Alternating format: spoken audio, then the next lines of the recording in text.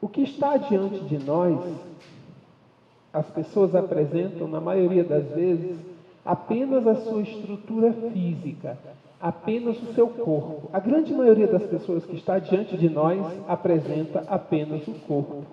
A mente está longe, as emoções estão distantes, a alma nem se fala. Nós sabemos que aquilo que está no corpo, aquilo que está se manifestando no nosso corpo, não é o problema a ser resolvido. O que está se manifestando no corpo é uma representação concreta de um problema que está no nível mais profundo. Se nós nos ocuparmos, nos preocuparmos apenas com o corpo, nós estaremos sendo muito limitados, muito limitados. O que prejudica a homeopatia não são as pessoas que questionam a homeopatia, que duvidam da homeopatia, que perseguem a homeopatia. Quem prejudica a homeopatia é quem pratica a homeopatia com o olhar alopático, com o olhar preso à condição que se apresenta. Toma esse remédio para cirrose hepática, tome esse remédio para depressão, estou com insônia, tome esse remédio. Não funciona assim. Isso não é homeopatia, isso não é homeopatia. 10 pessoas se apresentarem com insônia, 10 tratamentos diferentes é possível que se tenha nas mãos. Porque a insônia que há, insônia de B, a insônia de C, são completamente diferentes, porque A, B, C são completamente diferentes. A homeopatia não cuida de doenças, a homeopatia cuida de doentes. O corpo não é o ponto principal da minha atenção. Eu não posso parar no corpo, senão eu não vou encontrar o equilíbrio, nem para o corpo, nem para a minha verdadeira essência. Essa parte que você chama corpo é apenas uma parte. É a parte manifesta, é a parte que se expressa, que se toca. Mas você é uma soma, você é um somatório. E nós estamos aqui para nos trabalhar.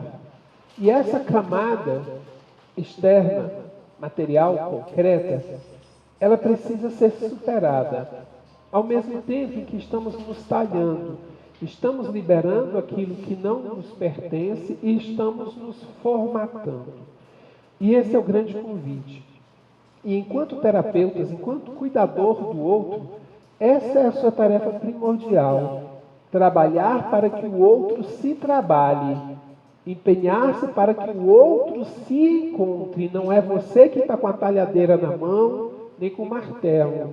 Você está com o incentivo, a orientação, a condução e principalmente o acolhimento. Agora, a tarefa de se fazer, de se corrigir, de se curar, de se renovar, de se encontrar é do indivíduo. Mesmo sendo seu filho, seu pai, seu esposo, seu companheiro, você não vai fazer a vida deles acontecerem.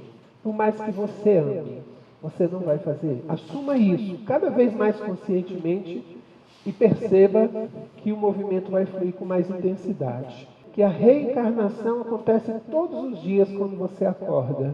Todos os dias, quando você sai de um grande problema, de um grande desafio, você reencarna. Todas as vezes que você assume uma nova condição, quando você começa a trabalhar, quando você começa a se relacionar, quando você se casa, quando você se aposenta, quando você termina um relacionamento, quando você começa um curso, quando você termina um curso, o tempo inteiro você está reencarnando. O tempo inteiro você já está se reapresentando para a vida.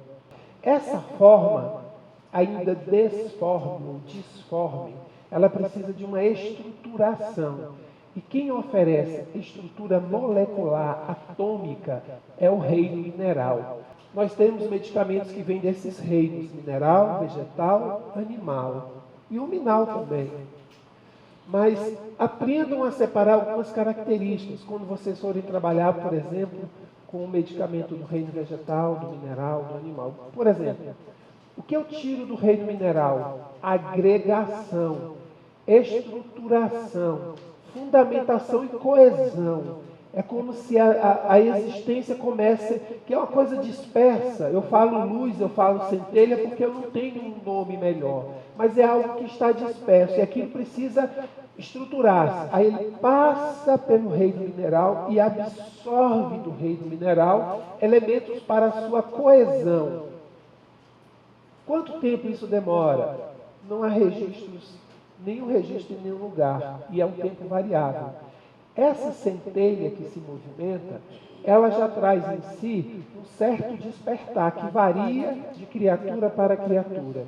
Assim como entre nós existem pessoas que têm as mesmas condições, filhos dos mesmos pais, recebem o mesmo embasamento, e uma tem mais dificuldade para aprender que a outra, uma se interessa mais que a outra. Então, existe um movimento natural para cada ser. Passado esse período de agregação no reino mineral, esse ser vai estar em contato com a sensibilidade do vegetal. Quando vocês estiverem se sentindo desagregados, desestruturados, sem solidez, sem fundamentação, busquem as pedras, busquem os cristais. Quem tiver a oportunidade de conhecer, tem um livro muito especial que eu recomendo a todos, que se chama A Bíblia dos Cristais. A Bíblia, eu não lembro o nome da autora. A Bíblia dos Cristais. Recomendo que leiam, muito especial. Até hoje, para um leigo, para quem não conhece nada, que se depara com essa informação, ele está numa linguagem fantástica, super fácil, super tranquila, e acrescenta muito.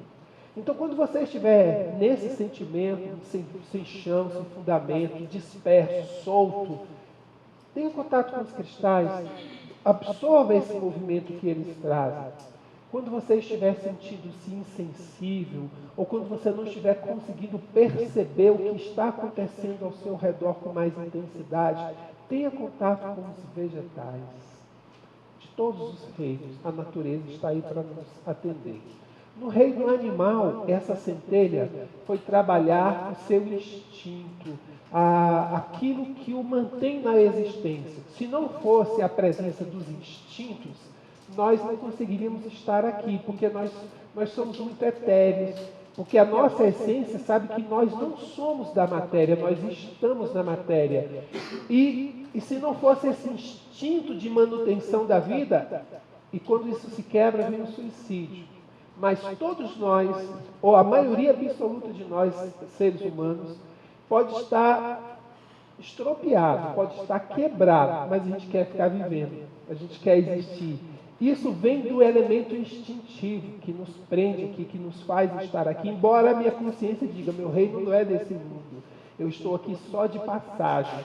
Mas mesmo assim eu preciso estar aqui, é o instinto que nos segura. Fundamentalmente do reino animal, a criatura vai recolher os instintos de sobrevivência, de segurança, de reprodução, de manutenção, de conservação, de respostas que não precisem de uma inteligência, de respostas que não precisem de intuições. É instinto puro, eu nem penso, eu estou fazendo. Eu estou numa situação de perigo, eu estou agindo. Eu não preciso organizar minha mente para isso, eu simplesmente me viro.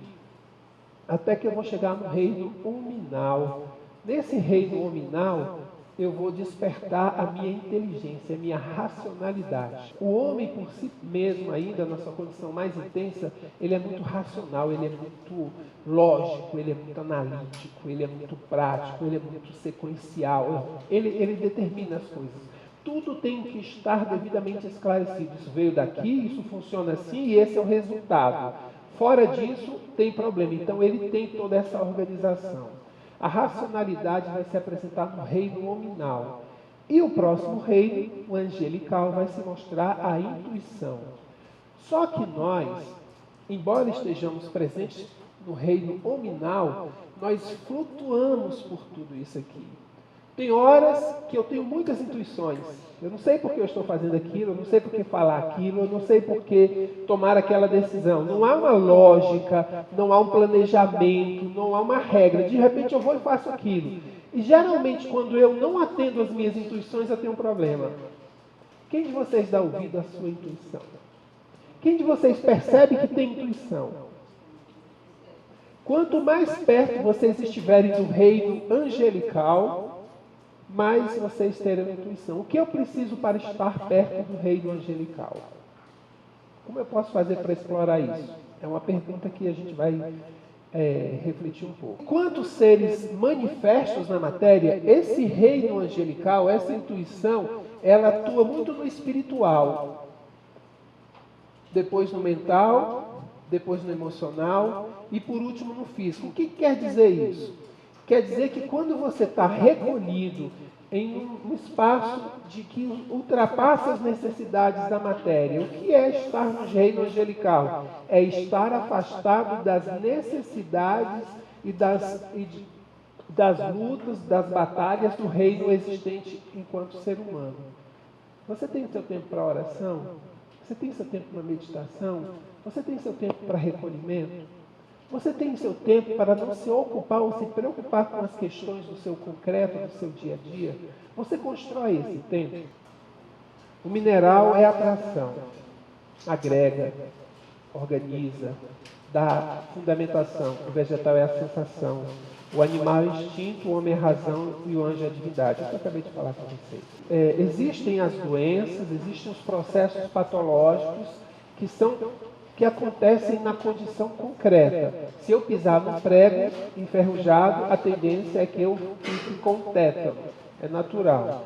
Se eu como uma maçã estragada, eu posso ter um processo diarreico. Se eu me exponho ao sol intensamente, eu posso ter uma cefaleia, uma dor de cabeça pulsante. Existem elementos concretos que afetam o meu corpo, fato. Mas, essencialmente, o que está afetando o corpo não começa no corpo. Aquilo que é denominado doença, ele efetivamente, e eu vou afirmar isso com toda certeza, ele é um desequilíbrio do campo energético. É indeterminado. Nenhum processo que você está iniciando tem uma determinação de como vai ser, quanto vai ser, de que forma vai ser, qual o resultado. Você está lidando com imponderáveis. Principalmente porque a consciência do ser é imponderável. Nem o próprio ser tem noção de que rumo a consciência dele vai tomar.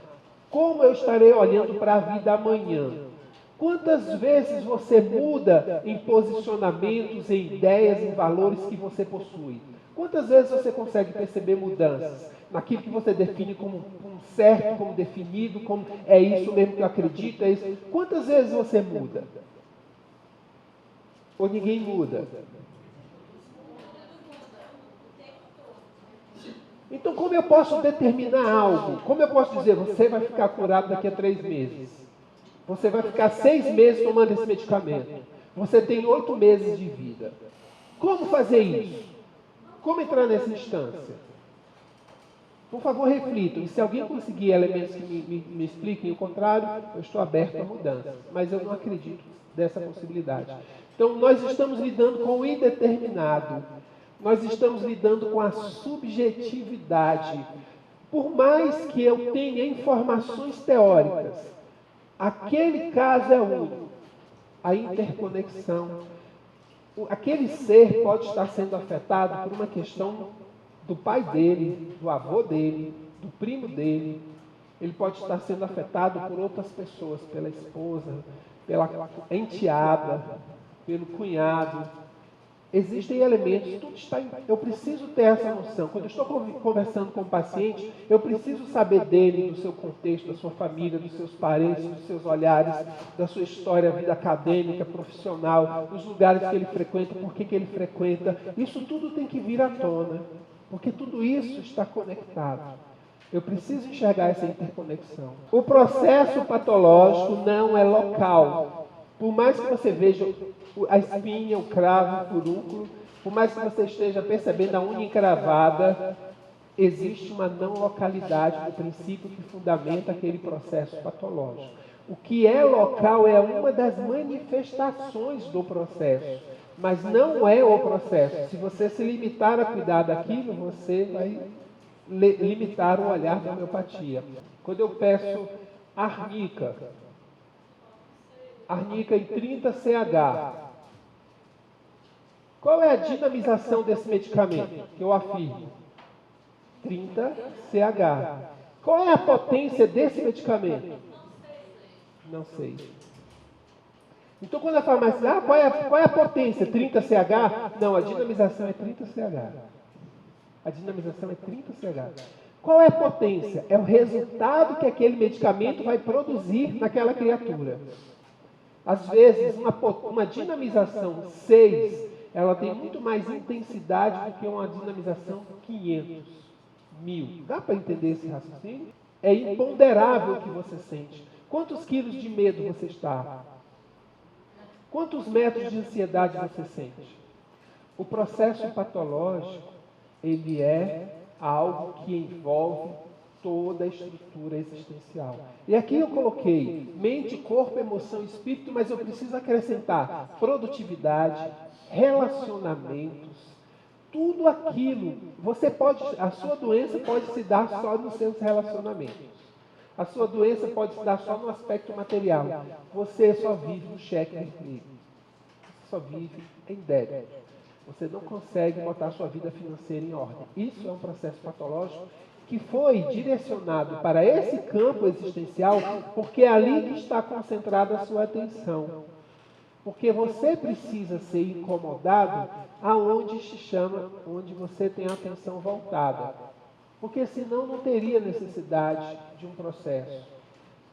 Num nível, numa instância maior, quando se é direcionado um problema, esse problema é direcionado para onde a criatura vai lhe dar acolhimento e atenção. Se eu não me preocupo com a minha aparência, com a minha estética, eu não vou ter problemas estéticos. Agora, se a minha razão de existir é a minha aparência, se eu vivo em função da minha beleza, é ali que eu vou ter problemas. É ali. Se eu sou um atleta, que eu preciso do meu corpo em alta performance, é ali que eu vou ter problema. Eu não vou ter problema em outra área. Então eu vou ter problema onde a minha atenção está voltada. Para que a minha atenção voltada eu dê a devida atenção e procure tirar algo daquela situação. Mas nós não somos apenas um corpo. Nós somos bem mais. Nós somos bem mais do que uma estrutura física. Nós somos elementos muito imponderáveis.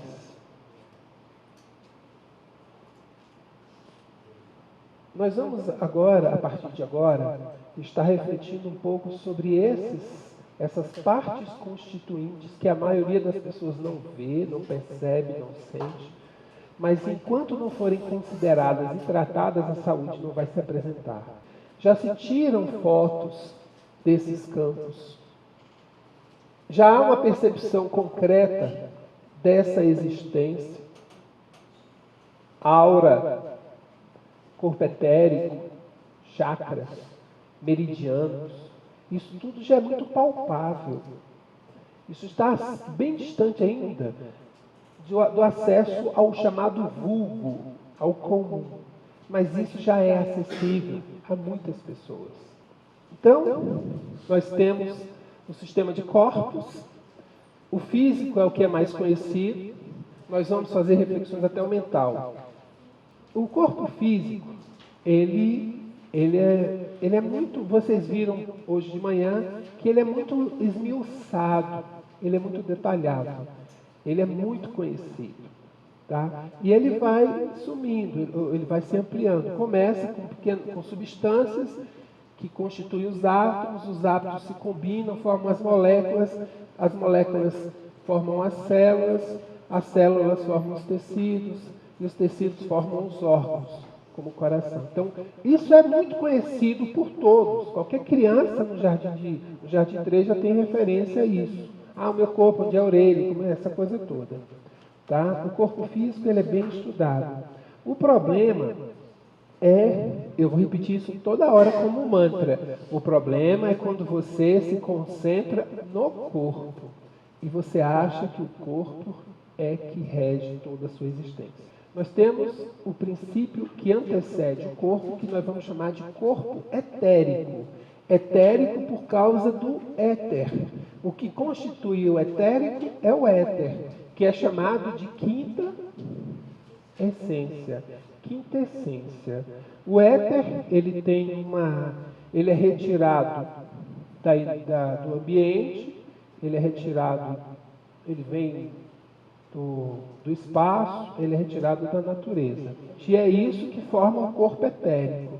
E esse corpo etérico, essa parte amarelinha que vocês veem, esse éter, esse etérico, no Espiritismo eles chamam de duplo etérico. Por que duplo? Porque repete o corpo, é um duplo corpo, é um segundo corpo.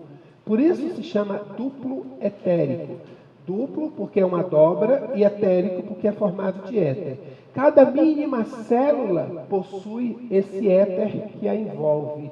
A mente dela pode dissolver e a sua mente pode.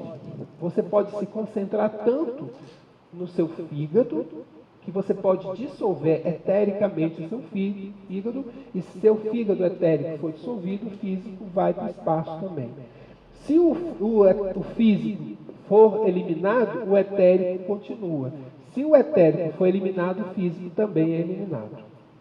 Quem pode mais, pode menos. Corpo etérico, ele na verdade, ele é só um meio de transmissão. A mente influencia a sua forma, a sua condição. A mente atua nele e é ele que dá a formação e fundamentação para o corpo. E é ele que é o responsável pela sua interação com os outros corpos ao seu redor. Então, a mente positiva ou negativa vai torná-lo maior, mais colorida, ou a mente negativa vai torná-lo deficiente, cheio de buracos, e que automaticamente isso vai repercutir no corpo. De uma forma indireta, a mente está detonando o corpo quando ela detona ele. Ele é apenas um meio de transmissão de algo. Então, quando você está tratando de alguém que está passando por um grande choque, você tem que ter a consciência que você não está trabalhando ainda a pessoa, ela está num estado alterado de existência, talvez de consciência. Então, o momento de uma perda, perdeu um trabalho, faliu, separou, um choque emocional, qualquer choque, de acordo com o recebimento desse choque, pode alterar toda essa estrutura que, por sua vez, afeta o corpo e te dá sinais. E você vai trabalhar em cima de sinais que não são permanentes, eles são referentes a uma situação. E você corre o risco de estar errando no seu processo de avaliação, no seu prognóstico com relação àquele caso. A partir do momento em que acontece a concepção, estou grávida, até o 4º mês de lactação, o envolvimento entre esses dois seres, mãe e filho, é tão intenso que isso aqui está misturado. Isso aqui está profundamente misturado. Então a mãe começa a ter sensações, impressões, incômodos que ela nunca teve na vida. Nunca aconteceu. E ela está envolvida por aquilo. Você vai cuidar daquilo. Não é dela. Não é dela aquilo ali. A sensação não é dela, é do filho dela que está chegando. No momento da concepção até o 4º mês de lactação, o meu trabalho é homeopático para fortalecer, estruturar, amparar aquela mãe no processo de formação daquele novo ser. Quando você está diante de alguém que joga búzios, xingue, tarô, lê a mão, borra de café ou qualquer coisa, essa criatura está usando esse elemento, mas, na verdade, ela tem sensibilidade suficiente para estar fazendo a leitura do que está acontecendo aqui. Tudo que você pensa e tudo que você sente está plasmado aqui, e isso é acessível. O que você sente, o que você pensa, está distribuído aqui. O Anderson, nesse exato instante, ele tem uma disposição interior, fundamentada nos seus sentimentos, nos seus pensamentos, na sua história, nas suas expectativas. Ele traz nesse instante uma perspectiva interior que direciona ele para uma possibilidade. Inclusive uma possibilidade dele vir a desencarnar amanhã cedo. Mas se quando ele levantar daqui, se ele levantar e ele, não quero isso para mim, eu quero isso para mim, aquela possibilidade cai por terra. Existe sim uma possibilidade daquilo que é percebido acontecer, porque está direcionado e plasmado ali. Mas quem plasmou? Quem colocou aquilo ali? Fui eu? Não, foi a própria criatura. E quem pode modificar? A própria criatura. E é possível mudar? É possível mudar? Sim. O nosso destino não está definido. Ele está aqui na palma das minhas mãos. e eu faço dele aquilo que eu tenho condições de fazer.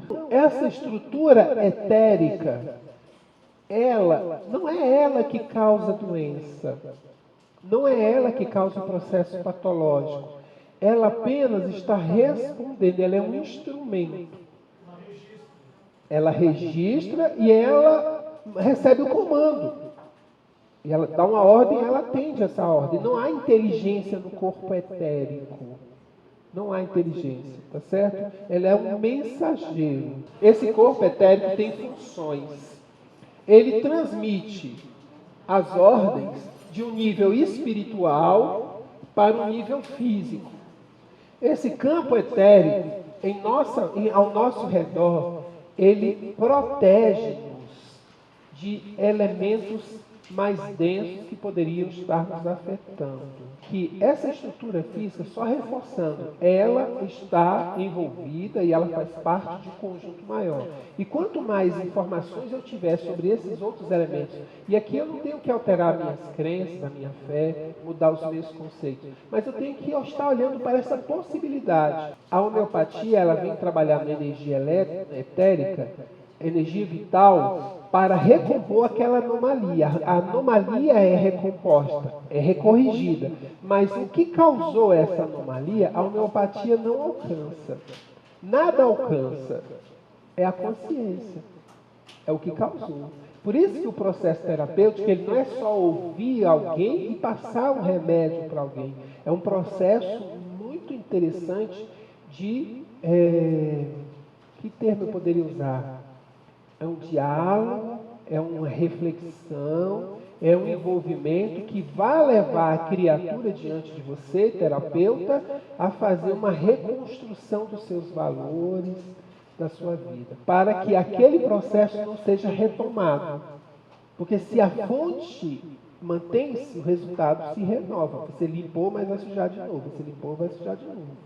Entende? Então, a homeopatia, como qualquer processo terapêutico, não promove a cura numa instância de entendimento maior. Ela provoca uma harmonização, um equilíbrio. O processo que aconteceu nunca mais vai ser eliminado.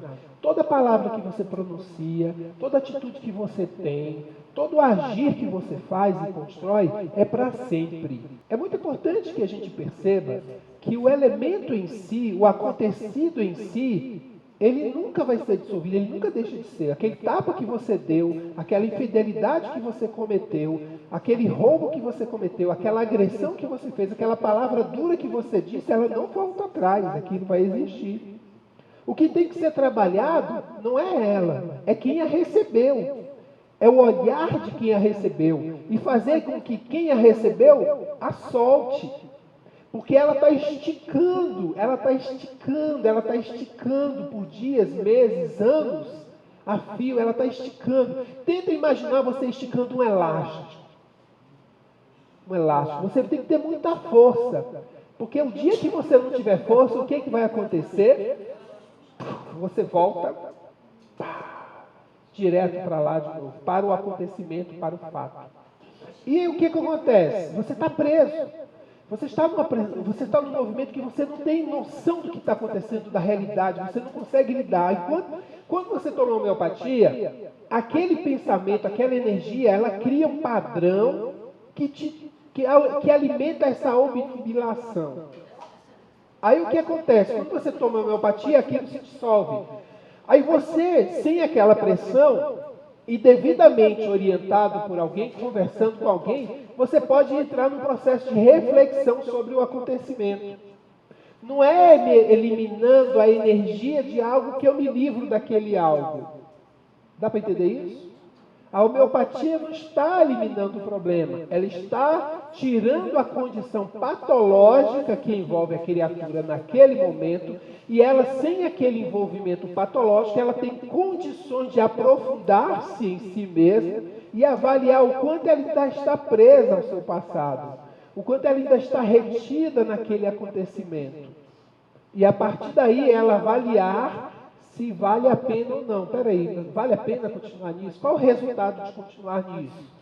Cara, não é legal. Então, peraí, deixa isso para lá, deixa eu fazer outra coisa. Então, não é uma questão de perdoar. Não é questão de nada disso, é uma questão simplesmente de você pegar a sua atenção e tirar daquilo e botar em outra coisa. Bota nos seus filhos, no seu trabalho, no que está acontecendo. Bota a sua atenção na vida que está ali ao seu redor, não mais naquilo que já aconteceu, que nunca vai ser eliminado. Vai estar lá sempre, faz parte da sua história. É uma mancha que vai ficar na sua caminhada. Não vai ser eliminada, mas ela pode não incomodar, ela pode não afetar. Essa é a diferença. É a centelha que não tem forma. O que é a imagem e semelhança de Deus? Você acha que isso aqui é imagem e semelhança de Deus? Eu rio. Pobre Deus. Sacanagem. Não. O que é que faz você ser? O que é que de você é a imagem e semelhança de Deus? A centelha divina que está em você. Então, veja bem, só para a gente ter uma ideia. Você tem o corpo físico. Você tem o corpo físico. Você tem o corpo etérico, que é essa parte brilhante que tem aqui. Esse fio não está ligando você ao corpo etérico. Esse fio está ligando você ao corpo astral. O corpo astral, ele está aqui nessa forma física, mas ele é mais ou menos assim. Ele já começa a ter ele não tem uma forma definida. Ele se encaixa. Aqui é porque ele está encaixado dentro do corpo etérico. Mas ele é isso aqui, ó. Ele é isso aqui tudo. Esse é o nosso corpo astral. Tá certo? É no corpo astral que se encontram os nossos sentimentos. Ele envolve o corpo físico e o corpo etérico. E mantém uma forma mais ou menos humana. Nesse corpo astral, nessa força que existe, energética, é que se encontram as nossas emoções e os nossos sentimentos. Se eu tenho sentimentos bons, positivos, isso aqui apresenta-se colorido. Se eu estou doente, se eu estou com sentimentos ruins, isso vai ficando escurecido. Vai ficando... O que define a cor do que me envolve são os meus sentimentos. Eu vou ter um outro corpo que se chama corpo mental, onde estão os meus pensamentos. Tudo vai sendo dividido. Eu estou aqui conversando com vocês, expressando meus sentimentos, expressando minhas ideias, mas isso tudo é meio que subdividido numa instância maior. O meu corpo físico vai ficando no caminho um belo dia, meu corpo etérico vai ficar no caminho, meu corpo emocional vai ficar no caminho, meu corpo mental vai ficar no meu caminho, meu corpo búdico vai ficar no meu caminho, até chegar na minha essência espiritual. Não tem uma forma, não tem uma cor, não tem um tamanho e ao mesmo tempo tem tudo isso. É uma imagem, dá para ter uma imagem de uma centelha de luz. Ficou clara essa ideia de que a gente tem um corpo que está além, que ele guarda as nossas emoções, ele está à parte. E ele vai influenciando os outros corpos. Imaginem uma escada. Eu costumo dar essa ideia. Você tem uma escada, onde o último degrau é o corpo físico. O próximo degrau é o corpo emocional, são as nossas emoções, emocional. O próximo degrau é o nosso corpo mental, a nossa mente. E esse próximo degrau é o corpo espiritual, a nossa alma. Quando você começa a cuidar da criatura pelo corpo físico, você está limitado a essa ação. À medida que você vai cuidando dessas outras instâncias, você vai repercutindo o cuidado na instância anterior. Eu costumo te perguntar o seguinte: você já lavou ou você já viu alguém lavando uma escada? Por onde que a gente começa a lavar uma escada? E quando você está lavando a parte de cima, o que acontece com as outras partes aqui? A sujeira vai se acumulando. É preciso que vocês entendam isso. Que quando você cura as dores do seu coração, as dores das suas emoções, quando você cura as angústias da sua mente, os seus distúrbios psicológicos, você vai descarregar isso no corpo físico. A verdadeira cura é encaminhada quando você começa a mudar e melhorar os seus padrões emocionais e mentais, ainda que o corpo físico esteja abalado. você estiver com o corpo físico perfeito, mas estiver desequilibrado emocionalmente, você está fazendo o percurso inverso da cura. A cura implica na harmonia emocional e mental, para depois se repercutir no físico. A medicina oficial está cuidando apenas do físico. O corpo físico, ele está respondendo estímulos recebidos. O comportamento agitado, o comportamento agressivo não é do corpo. O corpo não produz isso. O corpo está sob um comando diferenciado. Quanto mais lucidez o espírito possui, mais controle ele tem sobre o corpo. Quem pode mais, pode menos. Quem pode menos, não pode mais. Então, quem manda em quem? É o espírito ou é o corpo? Numa instância de hierarquia, o campo mental ele tem uma importância fundamental. É ele que dá o direcionamento. É aqui que vêm os pensamentos, os cálculos, as críticas, as comparações, as classificações, a criatividade. E o fundamento da comunicação nasce nesse campo. Ele passa pelo campo emocional. O campo emocional pode ampliar, pode diminuir, pode obscurecer esses elementos que são trabalhados pela sua mente. Por mais inteligente que você seja, criativo, organizado, se você não tem as suas emoções em harmonia, você vai ter problemas sérios. Se você olhar todas as emoções, a emoção por si só não constrói a situação. Ela pode alimentar algo, ou deixar de alimentar algo, mas não é ela quem cria. Quem cria é a mente. A mente é que é o nosso grande aliado e o nosso grande fardo. Ou a gente domina, ou ela nos domina e nos arrasa. Então, quando a mente está em sintonia com as emoções, o corpo fica em equilíbrio. Agora, se eles estão em choque, geralmente estão em choque. Tem gente que fala, porque eu sou muito razão, eu sou muita emoção. Você tem que ter equilíbrio. Você não tem que ser emoção e nem razão, você tem que ter equilíbrio. Então, os sentimentos precisam estar devidamente amparados pela inteligência, pela razão. Mas você não pode ter só um ou só outro, senão você vai ter problema. A mente está esquematizando, a mente está preparando, a mente está estabelecendo. E é aqui que é o problema. Aqui é que é o grande problema. Quando você é levado por um impulso das emoções, aquilo não tem tanto peso. Agora, quando entra o crivo da razão e avalia, então se eu olho e eu me entrego àquilo, mas é automático, por menos que eu tenha valores, moral, a razão se apresenta. Você vai fazer isso mesmo? É aquela velha história do anjinho e do capeta conversando no ombro da pessoa. Ele traz um ponto de equilíbrio, porque a dúvida traz... O que acontece? Na carne vai impedir de você fazer a besteira? Não. Mas quando você constrói o movimento dessa chamada indecisão, entre uma coisa ou outra, você cria um padrão energético. À medida que esse padrão energético ele vai se ampliando, você vai dar vazão para o que a gente vai chamar de forma-pensamento. Aquela força vai começar a te influenciar. E vai aumentar a dúvida, vai aumentar a insegurança. Quando você toma homeopatia, você quebra o padrão energético e você começa a ter a oportunidade de ter mais lucidez. E aí entra aquilo que a gente estava falando, de uma interferência de alguém com equilíbrio para... Vamos ponderar sobre isso. Por que você... É preciso vir uma terceira pessoa, uma outra pessoa, para, nesse movimento, chamar você à consciência, num movimento de reflexão. Mas enquanto você está tomado por esse movimento mental-emocional, você corre o risco de fazer besteira. Nesse instante, você está nesse movimento de insegurança, de dúvida entre isso e entre aquilo, entre isso, e há elementos que te levem para cá e elementos que te levam para cá. E agora? Você está criando um padrão de pensamentos, de sentimentos. Esse padrão começa a obnubilar a sua mente. Começa a obscurecer o seu olhar.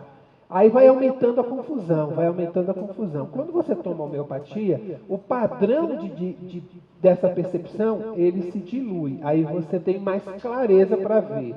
Se você não tiver uma referência externa para te ajudar, o padrão que criou vai voltar a criar, porque a fonte ainda existe e está pulsando. Por isso é que eu digo que a homeopatia não cura o processo. Ela traz condições para que você, devidamente equilibrado, você possa tomar as decisões corretas. Você consegue agora, preciso dizer, você consegue agora avaliar se tem um pensamento na sua mente que se repete há muito tempo sobre algo que, alguma situação, tem um pensamento que constantemente está ali presente? Existe uma possibilidade de você construir o que se chama de forma-pensamento. Você pensa tanto naquilo, seja aquilo o que for, que aquilo passa a construir um grau de consciência. E aquela construção mental passa a te influenciar para que você continue pensando nela, para que ela continue existindo. E você pode entrar num círculo vicioso e não sair daquele nível existencial. Ele vai te prender. Você não amplia a sua mente, você vai ficar preso naquele conceito. Então, se você tem uma ideia sobre algo, algumas dicas. Escreva o seu pensamento. Coloque no papel. Quando você visualiza aquilo num nível mais concreto, a tendência para materializar e realizá-lo amplia-se em pelo menos 50%. Escreva o seu pensamento. Não fique com o seu pensamento só na cabeça. Escreva ele. Se ele for um pensamento indecoroso, escreva em código. Não tem uns códigos que você escrever? Escreva em... Isso. Cria um código. Cria o alfabeto com as... Escreva. Mas escreva o seu pensamento. Tenha contato visual com esse pensamento. Essa é uma forma de você começar a avaliar as possibilidades daquele pensamento dar certo. Um projeto, um sonho, uma ideia, qualquer coisa que você tenha na mente. Se você mantém o seu pensamento apenas na sua mente, você pode correr o risco de criar essas formas de pensamento, de ser controladas e você perder outras oportunidades. Quando você deixa claro o seu pensamento, a sua mente se abre para aquela influência e ela está aberta, perceptível a outras informações, a outras ideias, a outras possibilidades. Caramba, eu nunca pensei nisso. Poxa, pode ser que dê certo. Então você, eu vou estudar para concurso, eu vou estudar para concurso, eu vou estudar para concurso. Você vai. Então, de repente, alguém aparece com uma oportunidade. Olha isso aqui, vamos investir nisso aqui, vamos abrir sociedade. Mas você está com a ideia, é concurso, é só o que tem na sua cabeça. Então, a possibilidade de você abrir para algo que venha, inclusive, a ser melhor que o concurso público, você acaba eliminando aquela possibilidade. O corpo mental faz isso. Ele bloqueia qualquer movimento que não seja aquilo que você está criando. Não é ninguém que está te interferindo, não é obsessão espiritual, não é ninguém. É você mesmo com seu pensamento que está se limitando. Quanto você limita os seus pensamentos? A quanto você expande os seus pensamentos? Ok, nós falamos sobre o corpo físico, sobre o corpo etérico, sobre o corpo emocional e sobre o corpo mental. Esta é a hierarquia. Quando um paciente começa a melhorar do físico sem melhorar dos outros, mental e emocional, você não adianta curar do furúnculo, curar do sangramento, da prisão de ventre. Eu estou ótimo, não estou. Mas se você continua com as suas questões mentais e emocionais, você está longe do equilíbrio. Agora, é possível você curar o mental e emocional e continuar com questões físicas latentes. O que é que está ligado ao meu intestino delgado? A vergonha, a timidez, a culpa, o remorso. A pessoa que chega no seu consultório para buscar ajuda e ela não consegue expressar os seus sentimentos, o que vai do seu íntimo, mas quando ela fala de onde está o seu problema, em que órgão está o seu problema, a partir do órgão e a partir da queixa que ela apresenta física, porque todo mundo é muito fácil falar da questão física, Mas quando ela apresenta a questão física, o problema, a partir do problema, você vai levar a refletir sobre os sentimentos que a envolvem. E você tendo essa referência, você vai questioná-la a respeito disso. Você vai buscar informações a respeito desses sentimentos. Todos os sentimentos físicos, ou todos os processos físicos que vocês encontrarem, são o caminho que vai levar você até o que vocês têm que trabalhar. Não parem aqui.